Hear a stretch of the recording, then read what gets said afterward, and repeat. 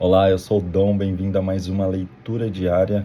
Eu estou lendo o livro As 48 Leis do Poder. Hoje eu estou no local improvisado, mas vamos manter a consistência de leitura. Hoje nós leremos a Lei 45 e a Lei 46. Lei 45. Pregue a necessidade de mudança, mas não mude muita coisa ao mesmo tempo. Julgamento. Teoricamente, todos sabem que é preciso mudar, mas na prática as pessoas são criaturas de hábitos. Muita inovação é algo traumático e conduz à rebeldia. Se você é novo numa posição de poder ou alguém de fora tentando construir a sua base de poder, mostre explicitamente que respeita a maneira antiga de fazer as coisas. Se a mudança é necessária, faça parecer uma suave melhoria do passado. De onde vem o Natal? Caramba, que coincidência, hoje é a véspera de Natal. Eu tô aqui no dia 24, que é o dia que eu tô fazendo essa leitura. O livro não tem nada a ver com a data, mas vamos lá. De onde vem o Natal? Comemorar a virada do ano é um costume antigo. Os romanos celebravam a Saturnália, o festival de Saturno, deus da colheita, entre os dias 17 e 23 de dezembro. Era a festa mais animada do ano. Ninguém trabalhava e o comércio fechava. As ruas se enchiam de gente e o clima era de carnaval. Os escravos eram temporariamente libertados e as casas decoradas com ramos de louro. As pessoas se visitavam, levando de presente velas de cera e pequenas esculturas de barro. Muito antes do nascimento de Jesus, os judeus comemoravam durante 8 dias o Festival das Luzes, na mesma estação, e acredita-se que os povos germânicos faziam um grande festival, não só no verão, mas também no solstício de inverno, quando comemoravam o renascimento do sol e homenageavam os grandes deuses da fertilidade. Wotan e Freya, Donar, Thor e Freyr, os grandes deuses da fertilidade. Wotan e Freya, Donar, Thor e Freyr. Mesmo depois que o imperador Constantino, 306 a 337 d.C., declarou o cristianismo como a religião oficial do Império Romano, a evolução da luz e da fertilidade como componente importante das comemorações pré-cristãs do inverno não puderam ser totalmente suprimidas. No ano de 274, o imperador romano Aureliano tinha estabelecido um culto oficial ao deus Sol Mitra, declarando a data de seu nascimento, 25 de dezembro, feriado nacional. O culto a Mitra, o deus ariano da luz, havia se espalhado desde a Pérsia pela Ásia Menor até a Grécia, a Roma, chegando às terras germânicas e à Bretanha.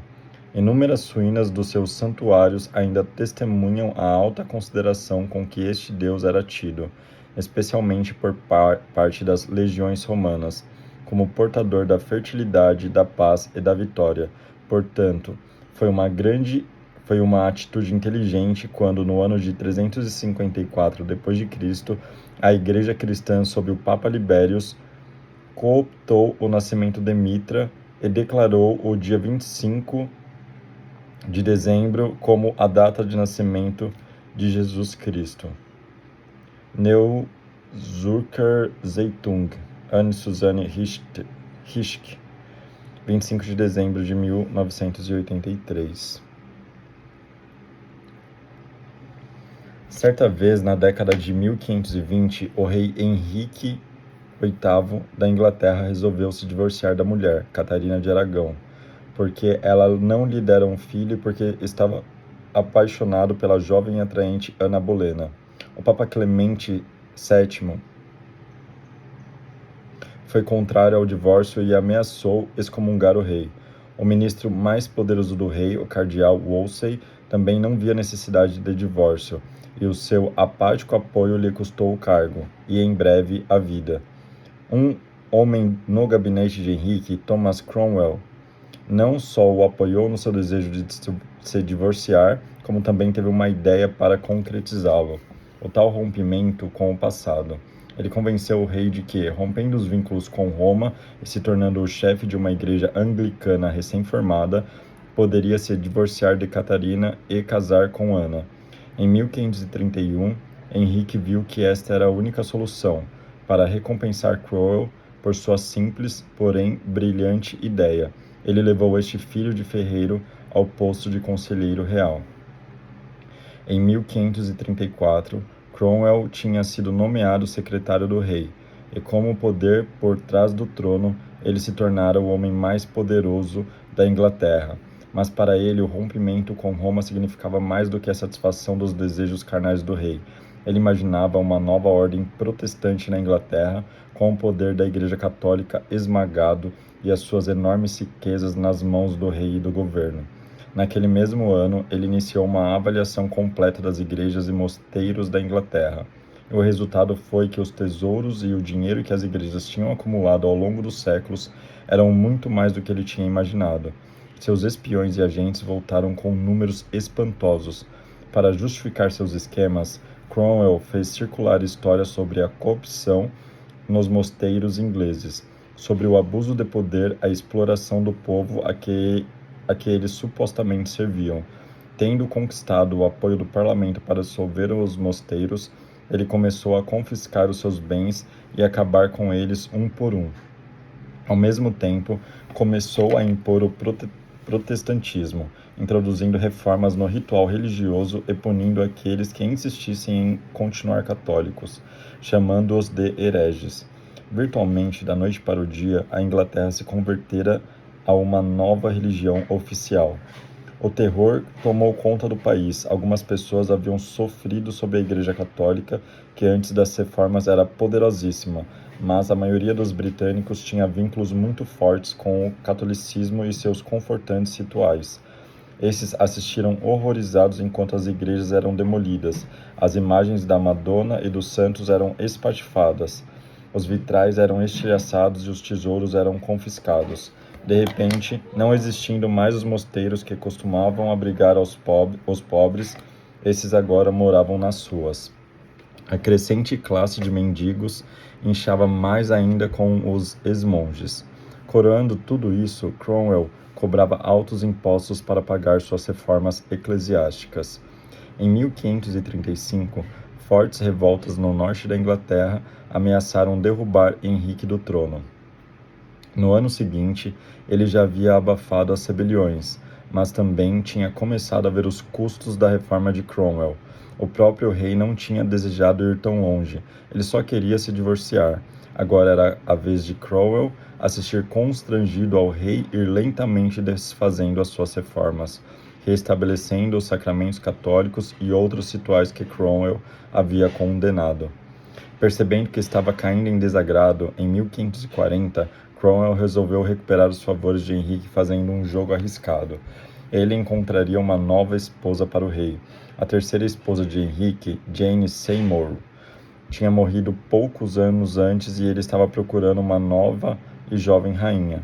Foi em Cromwell que a encontrou, Anne de Cleves, uma princesa alemã, e, o mais importante para Cromwell, protestante. Sob a encomenda de Cromwell, o pintor Holbein fez um quadro enaltecedor de Anne. Ao vê-lo, Henrique apaixonou-se e concordou em se casar com ela. Cromwell parecia ter caído de novo nas boas graças do rei.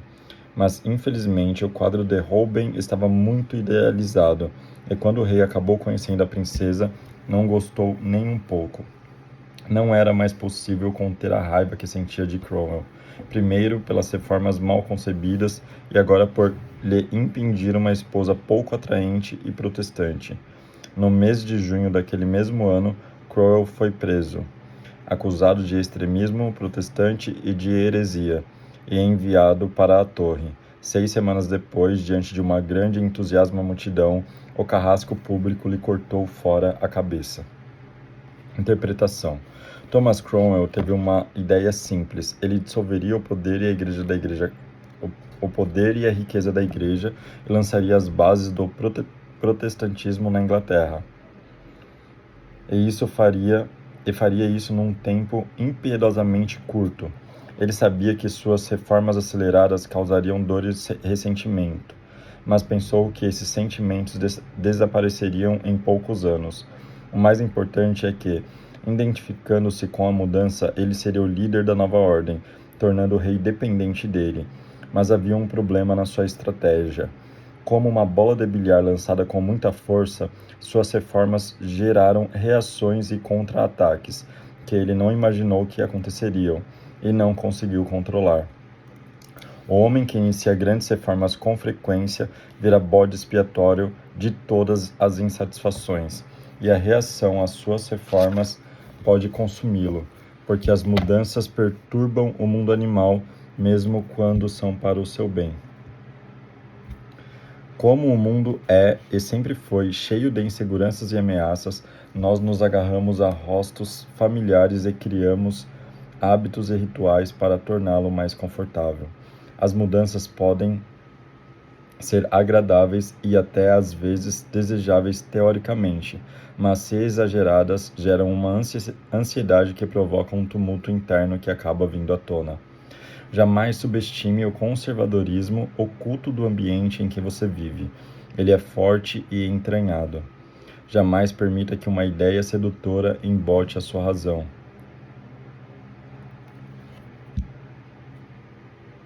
Assim como você não pode fazer as pessoas enxergarem o mundo à sua maneira, não pode arrastá-las para um futuro com mudanças dolorosas. Elas se rebelarão. Sua reforma é necessária. Preveja as reações e descubra como disfarçar a mudança e adoçar o veneno.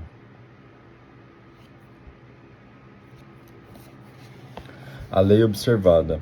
Jovem comunista na década de 1920, Mao Tse-tung compreendeu melhor do que os seus colegas as incríveis desvantagens de uma vitória comunista na China. Pouco numeroso, com fundos limitados, sem experiência militar e com um reduzido arsenal de armas, o partido não tinha esperanças de sucesso a não ser que conquistasse a imensa população camponesa da China. Mas quem no mundo era mais conservador, com tradições mais enraizadas do que os camponeses chineses? O histórico da civilização mais antiga do planeta era o de jamais afrouxar o seu poder, por mais violenta que fosse a revolução.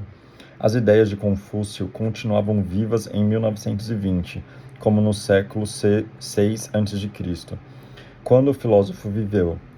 Apesar das opressões do atual sistema, o camponês chinês abandonaria os seus valores profundamente arraigados do passado pelo grande desconhecido, o comunismo? A solução, como Mao entendeu, envolvia um simples estratagema: revestir a revolução com roupas do passado, tornando-a confortável e legítima aos olhos do povo. Um dos livros preferidos de Mao era o do romance medieval chinês muito popular, The Water Margin, que relata as proezas de um Robin Hood chinês e do seu bando de ladrões na luta contra um monarca corrupto e mau. Na China da época de Mao, predominavam os vínculos familiares, pois continuava firme a hierarquia confuciana de pai e filho mais velho, mas The Water Margin pregava um valor mais alto: os vínculos fraternos do bando de ladrões, a nobreza da causa que une os povos apesar dos laços de sangue. O romance teve uma grande ressonância emocional do povo chinês, que adora apoiar as vítimas da injustiça social. Repetidas vezes, portanto, Mao apresentou seu exército revolucionário como uma extensão do bando de ladrões de The Water Margin, comparando a sua luta com o eterno conflito entre camponeses oprimidos e o imperador malvado.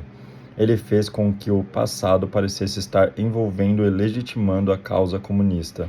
Os camponeses poderiam se sentir à vontade e até apoiar um grupo cujas raízes estavam no passado. Mesmo depois que o partido assumiu o poder, Mao continuou associando-se ao passado. Ele se apresentava às massas, não como um Lenin chinês, mas como um Zhuge Liang moderno, o estrategista da vida real do século III, que figura predominantemente no popular romance histórico O Romance dos Três Reinos. Liang foi mais do que um grande general. Ele era poeta, filósofo e a imagem da firme retidão moral.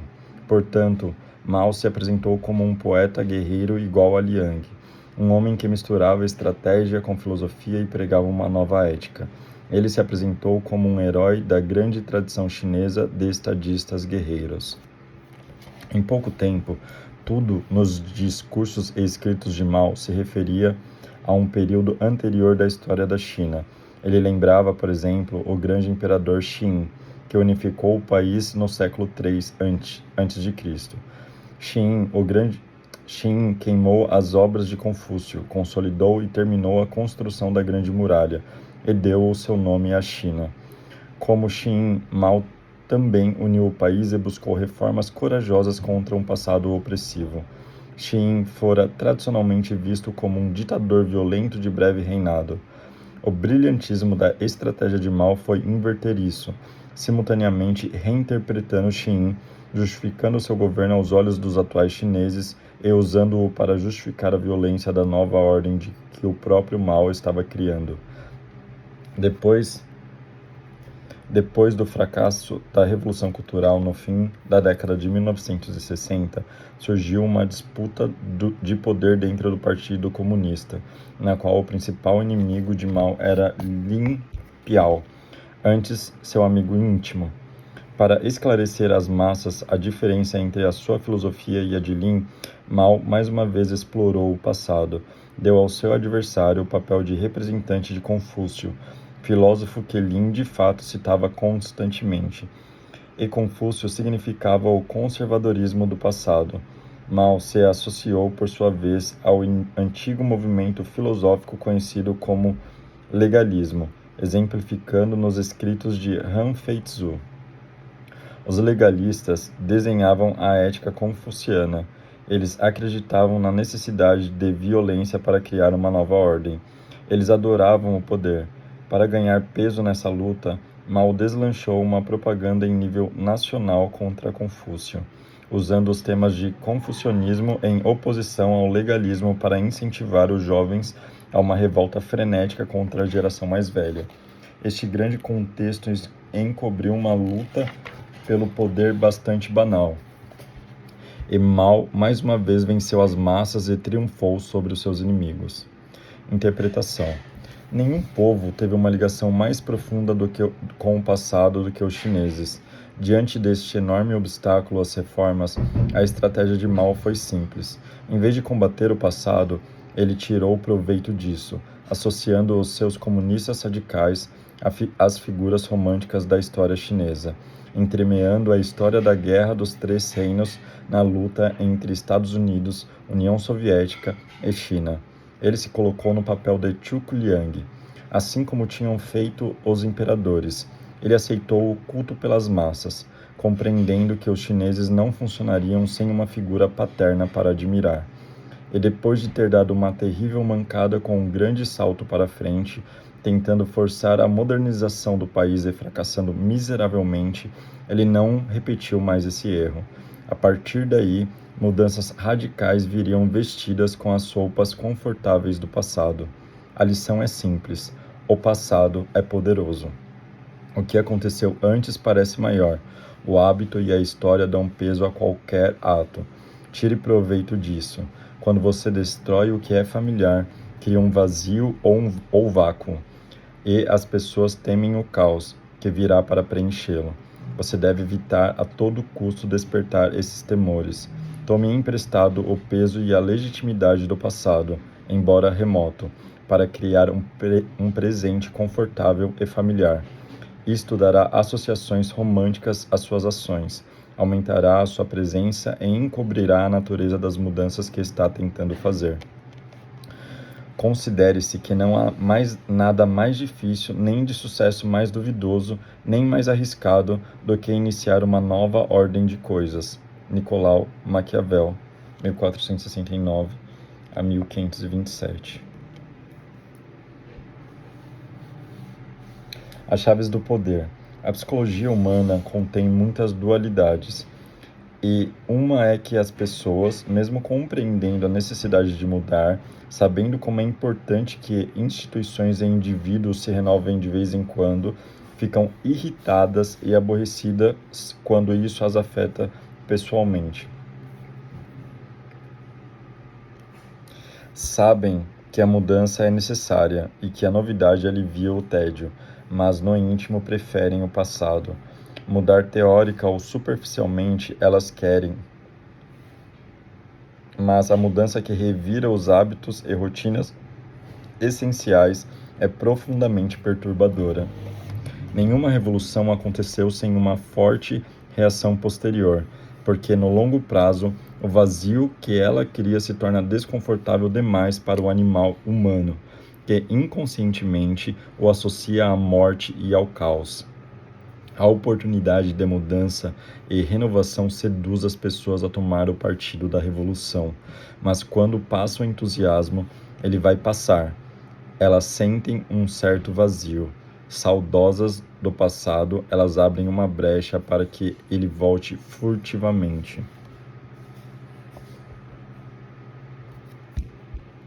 Para Maquiavel, o profeta que prega e traz mudanças só sobrevive pegando em armas. Quando as massas inevitavelmente suspirarem pelo passado, ele deve estar pronto para usar a força. Mas o profeta armado não dura muito se não criar rapidamente um novo conjunto de valores e rituais para substituir os antigos e aplacar as ansiedades daqueles que temem a mudança. É muito mais fácil e menos sanguinário aplicar uma espécie de conto do vigário.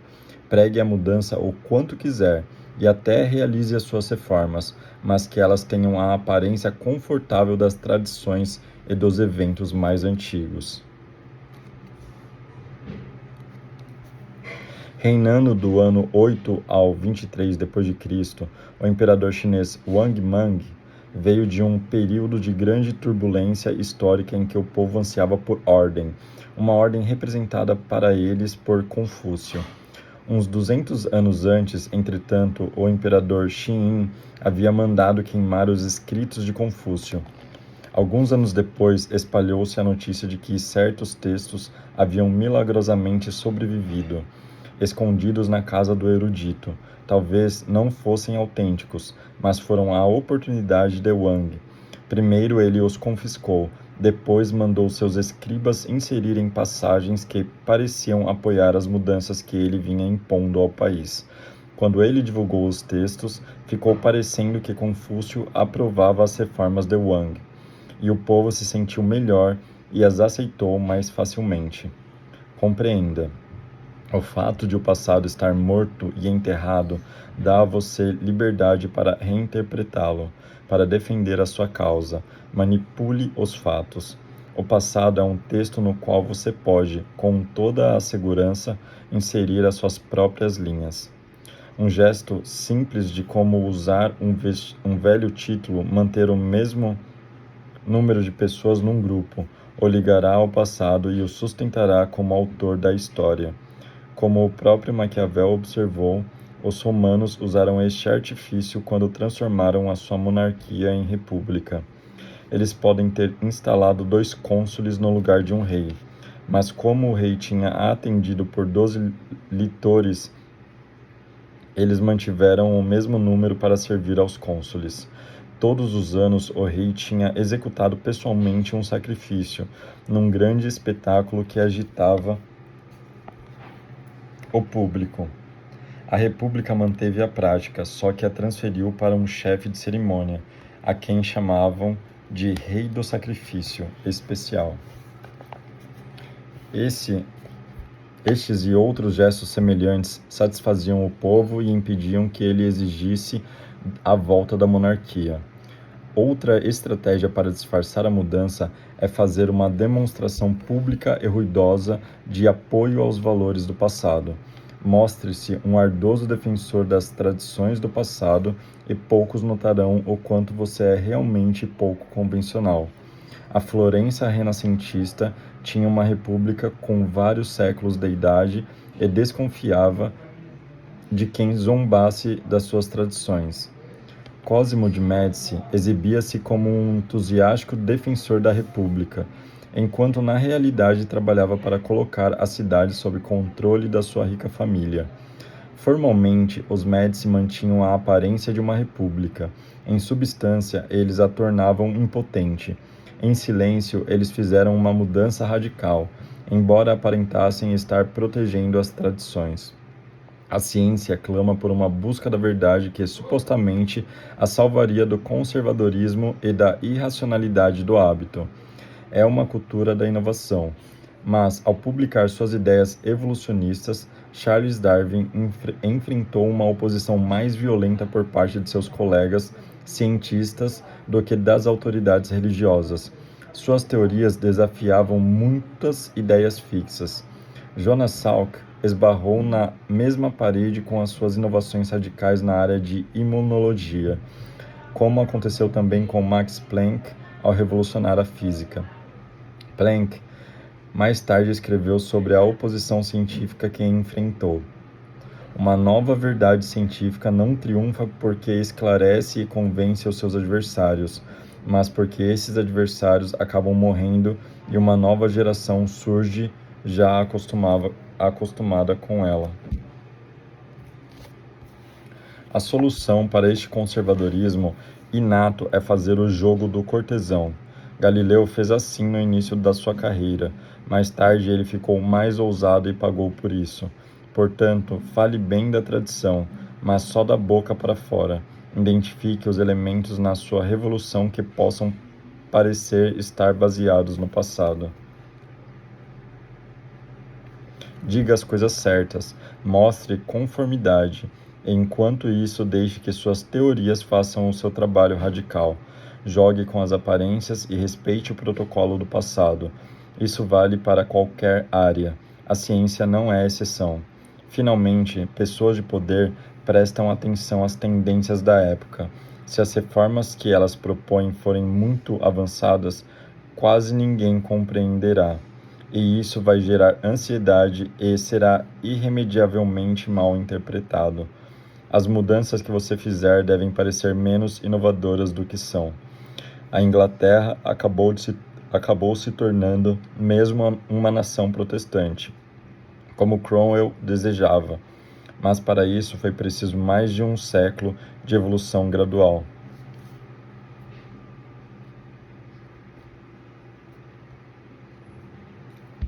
Cuidado com as tendências da época.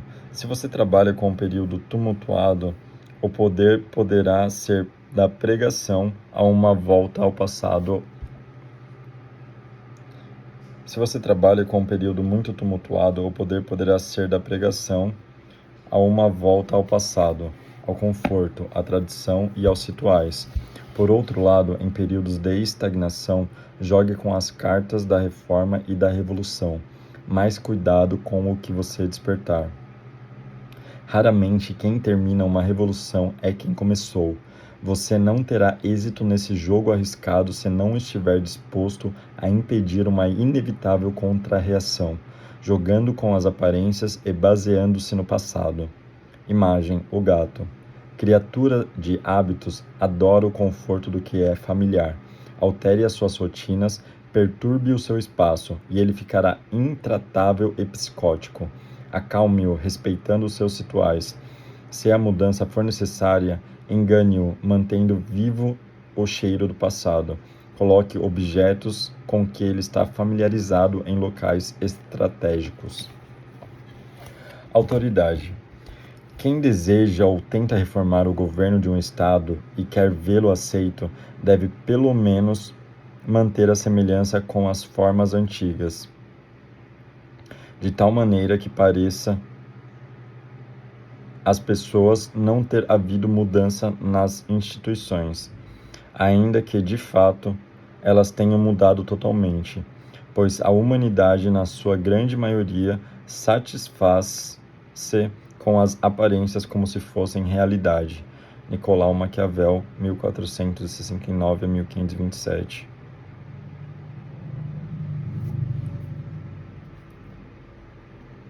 O inverso.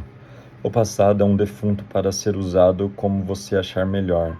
Se o que aconteceu no passado recente foi doloroso e sombrio, é autodestrutivo associar-se com ele.